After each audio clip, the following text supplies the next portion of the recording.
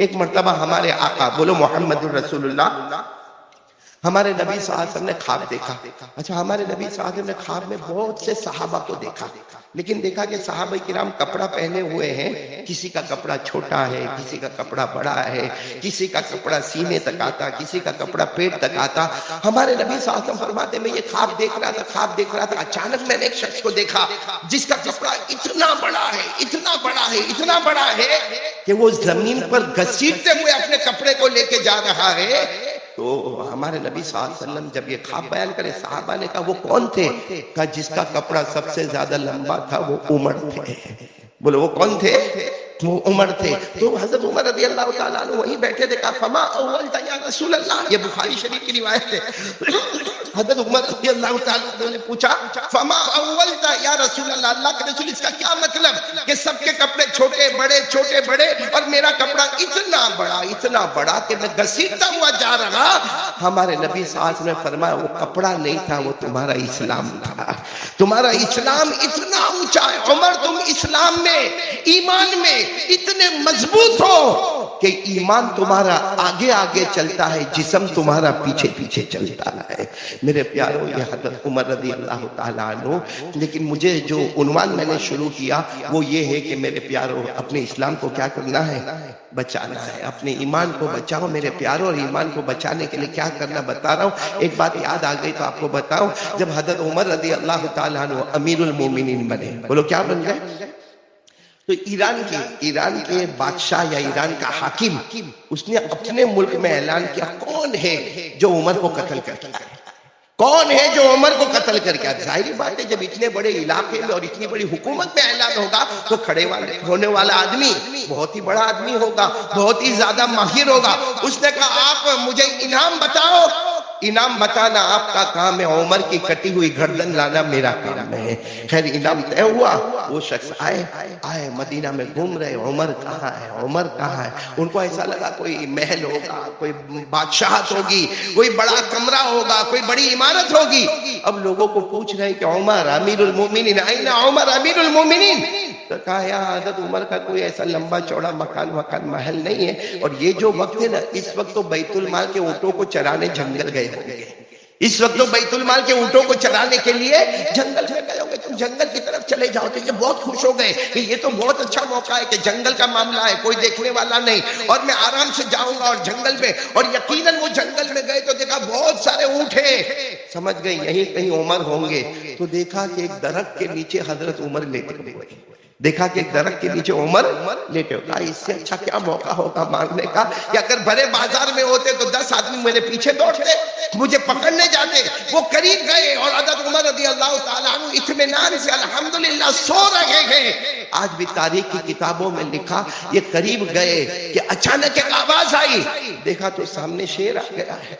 اب سامنے شیر آیا تو انہوں نے کہا معاملہ اور آسان ہو گیا، اب میرے کو مارنے کی ضرورت نہیں، اب تو شیر ہی خود حملہ کرے گا. بھائی درندہ ہے، پھاڑنے والا جانور ہے.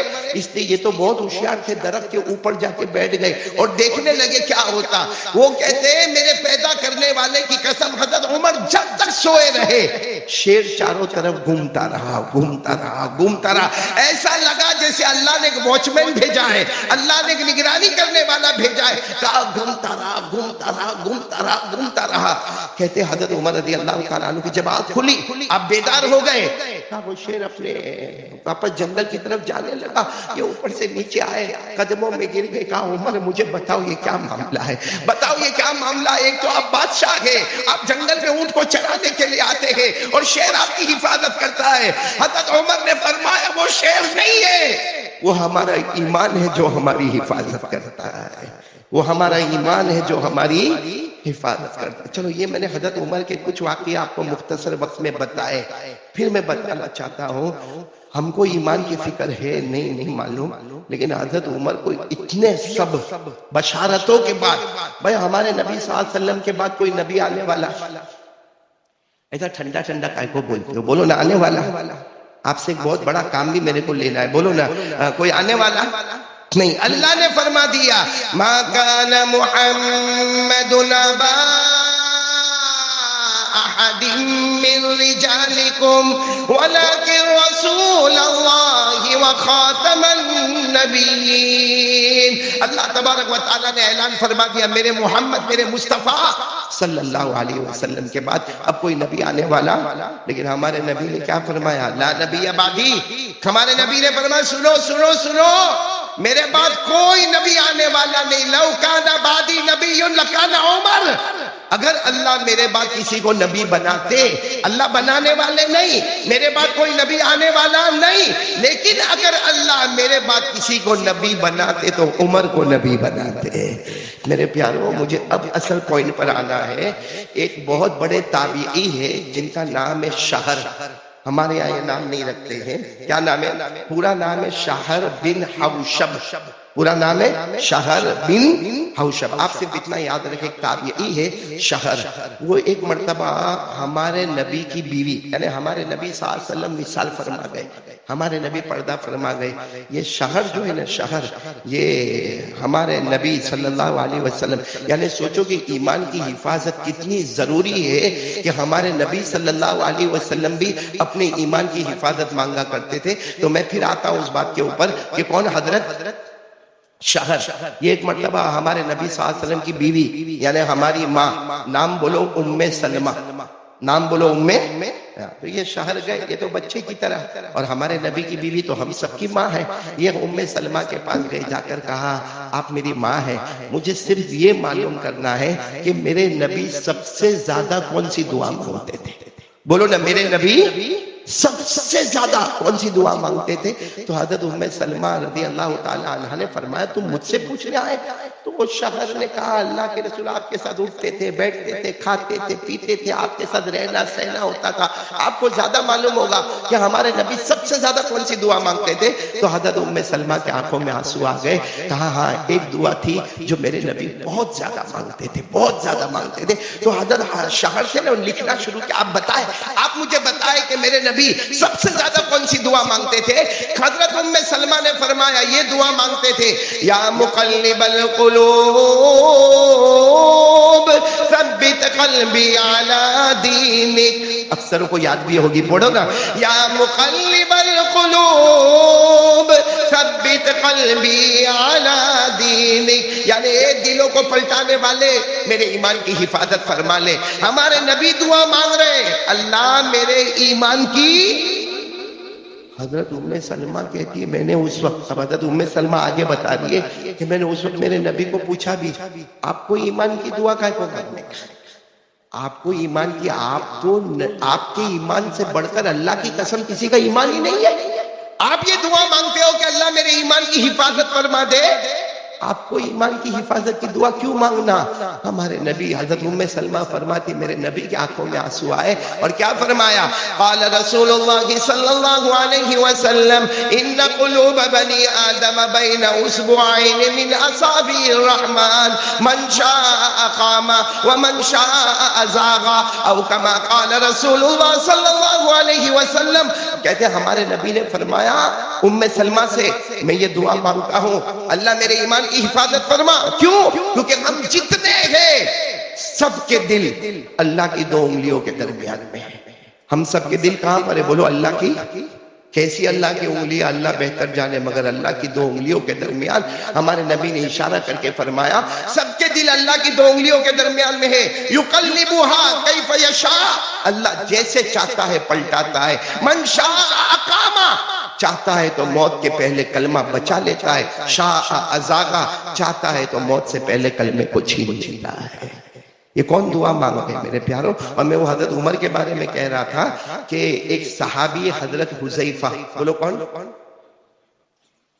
حضرت حذیفہ رضی اللہ تعالیٰ عنہ، وہ مدینہ پاک میں کسی کا انتقال ہوا. بولو مدینہ پاک میں کسی کا انتقال. حضرت حذیفہ وہ صحابی ہے جن کو ہمارے نبی صلی اللہ علیہ وسلم نے ساری بھید کی باتیں بتا دی، ساری چھپی ہوئی باتیں بتا دی. یہاں تک کہ قیامت تک کتنے بغیر ایمان والے جو اوپر سے ایمان والے ہوں گے اندر سے ایمان والے نہیں ہوں گے، جن کو منافقین کہا جاتا ہے، حضرت حذیفہ کو وہ لسٹ بھی عطا کر دی. تو حضرت حذیفہ حضرت عمر کا زمانہ ہے، مدینے میں کسی کا انتقال ہوا، جنازہ اٹھا. اب جنازے کی نماز تو امیر المومنین پڑھائیں گے، تو اعلان ہوا کہ بھائی امیر المومنین کو بلا لیا جائے، حضرت عمر رضی اللہ تعالیٰ عنہ کو بلایا جائے، جنازہ بالکل تیار ہے، صرف نماز پڑھانے کا معاملہ ہے. تو حضرت عمر رضی اللہ تعالیٰ عنہ جلدی جلدی اپنی چادر اوڑے اور باہر نکلے تو حضرت حذیفہ کھڑے تھے. کہا امیر المومنین ایک بات کہنا ہے. کہا کیا؟ جنازے کی نماز مت پڑھاؤ، یہ منافق ہے. جو جنازہ ہے نا وہ مومن نہیں تھا، وہ کون تھا؟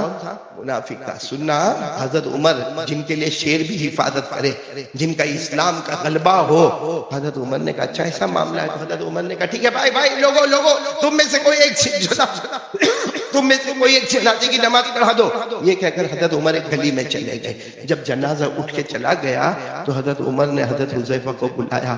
حضرت عمر رو رہے تھے، روتے روتے کہا میں نے جنازے کی نماز نہیں پڑھائی کہ تم نے بتایا کہ وہ منافق ہے، لیکن تمہارے پاس جو منافقوں کے نام ہے اس میں عمر کا نام تو نہیں لکھا ہوا ہے، اس میں میرا نام تو نہیں لکھا ہوا. حضرت حذیفہ نے کہا نہیں امیر المومنین آپ کا نام نہیں آپ کا نام نہیں، لیکن آپ کی امت وہاں سے گئے ہیں، پوری رات کھانا نہیں کھایا، یہ ڈر کے مارے کھانا نہیں کھایا کہ کہیں میرا نام تو اس میں نہیں لکھا ہوا ہے. میرے پیارو ایمان کتنا ضروری ہوگا کہ حضرت عمر کے پاس سب کچھ ہونے کے بعد تڑپتے تھے.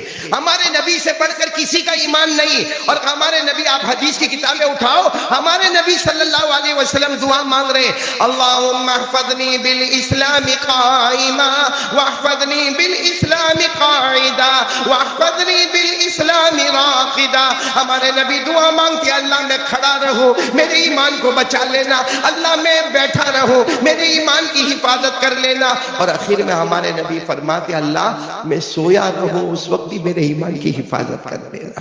کون مانگ رہے ہیں؟ تو آج کے زمانے میں ہمارا ایمان پورا موبائل کا زمانہ. اس لیے میرے پیاروں میں بات ختم کر رہا ہوں. ایمان کو بچانے کے لیے دو کام، یہ سب چھوڑ دو کیا ہو رہا ہے کیا نہیں ہو رہا، یہ سب چھوڑ دو. اعمالکم یہ ہمارے نبی نے 1400 سال پہلے کہہ دیا. اللہ کی قسم جس کو کوئی مٹا نہیں سکتا. اس وقت سب سے زیادہ ضرورت ہے میں آپ اپنی بیوی بچوں اپنی فیملی اور اپنے نسلوں کے ایمان کے بچانے کی فکر کرو. اور ایمان کے بچانے کے لیے میرے پیاروں دو کام کے لیے تیار ہو جاؤ. ایک چھوڑنا ہے، ایک کرنا ہے. بولو کریں گے انشاءاللہ. چھوڑنا کیا ہے؟ موبائل. میرے پیاروں یہ موبائل سب گندی چیزیں اللہ کا واسطہ دیتا ہوں چھوڑ دو. ورنہ یہ موبائل گھر بیٹھے بیٹھے اتنے گناہ کرواتا ہے کہ حضرت عمر کے نامہ اعمال میں کوئی گناہ نہیں، پھر بھی فرماتے ہیں کہ کہیں میرا نام منافقوں میں تو نہیں ہے. ہمارے نبی سے بڑھ کر کوئی ایمان والا نہیں کہتے اللہ سوتے سوتے میرے ایمان کی حفاظت کر لینا. ہم رات کو 2-2 ڈھائی بجے تک سونے کے ٹائم میں موبائل میں آخری درجے کا گندا کام کرتے ہو. وہ قیامت سے پہلے ہمارے نبی نے فرمایا تھا نا میرے بندے ایسے بھی ہوں گے، میرے امتی ایسے بھی ہوں گے، صبح ہوں گے تو ایمان کی حالت میں، شام ہوں گے تو ایمان چھین لیا گیا ہوگا. اس لیے میرے پیاروں موبائل آپ استعمال کریں، بے شک کریں. آپ کو اللہ نے اگر پیسہ دیا ہے آپ اچھے سے اچھا موبائل استعمال کریں، لیکن جتنے گندے فارمیٹ ہے اللہ رسول کا واسطہ، قرآن پاک کا واسطہ، اللہ کے پاک ناموں کا واسطہ، یہ سب غلط فارمیٹ ختم کرے. ورنہ موبائل خراب ہونے سے پہلے ہمارے ایمان کو خراب کر کے برباد کر دے گا. تو ایک کام چھوڑنے کا ہے وہ موبائل کے غلط فارمیٹ، اور ایک کام کرنے کا میرے پیاروں کر لو. اس سے بڑھ کر ایمان کو بچانے والی کوئی چیز ہی نہیں ہے. کیا معلوم ہے؟ 5 وقت کی نماز. بولو کیا کرنے کا؟ 5 وقت کی. کیونکہ اللہ خود فرماتے تو ایمان اللہ خود فرماتے جب قیامت کے دن ایک بندے کو پوچھا جائے گا کہ نماز فرشتے کہیں گے نہیں اللہ اس کے پاس نماز نہیں ہے. حدیث پاک میں لکھا اللہ فرمائیں گے اس کے پاس نماز نہیں ہے. تو سمجھو اس کے پاس ایمان بھی نہیں ہے. سمجھو اس کے پاس ایمان بھی. اور ہمارے نبی نے اگرچہ علماء نے بہت بڑی تعویل کی، مگر ہمارے نبی صلی اللہ علیہ وسلم نے صاف فرمایا من ترک الصلاۃ متعمدا فقد کفر. جس نے جان بوجھ کر ایک نماز کو چھوڑا اس کا ایمان ختم ہو گیا، اس کا ایمان ختم ہو گیا. ہمارے نبی نے صاف فرمایا، علماء نے اس میں بہت تعویلیں کی ہے، لیکن میں تو ایک ہی بات کہوں گا، صبح کا بھٹکا ہوا شام کو واپس آئے اسے بھٹکا ہوا نہیں کہتے۔ آج یہ مجمع جو کریم کی طرح میرے سامنے بیٹھا ہے، اللہ کا واسطہ ہے موبائل کا غلط استعمال چھوڑ دو، 5 وقت کی نماز پڑھ لو، انشاءاللہ ہمارا گھر، ہماری فیملی ایمان کی حالت میں رہے گا۔ آج میرے دوستو یہ جو کچھ بھی ہو رہا ہے، کبھی حجاب کا معاملہ، کبھی طلاق کا معاملہ، کبھی کچھ اور معاملہ، یہ کیوں ہو رہا ہے؟ کسی کو حجاب سے کوئی مطلب نہیں ہے، اللہ کی قسم، یہ کسی کو 3 طلاق سے کوئی مطلب نہیں ہے، یہ تو اللہ نے فرمایا تھا کہ یہ معاملہ ہوگا۔ کیوں ہوگا؟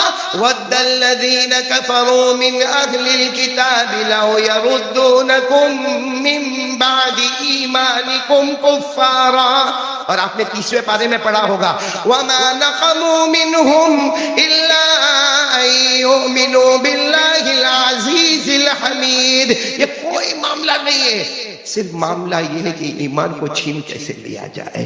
اس لئے میرے پیارو، آج ہم کو شیطان کے زور سے، اپنے نفس کے دھوکے سے، ہر شریر کے شر سے بچنے کے لیے موبائل کا استعمال صحیح کر لو، 5 وقت کی نمازیں پڑھ لو، باقی اللہ ہم سب کے ایمان کی حفاظت کرے گا۔ آمین یا رب العالمین۔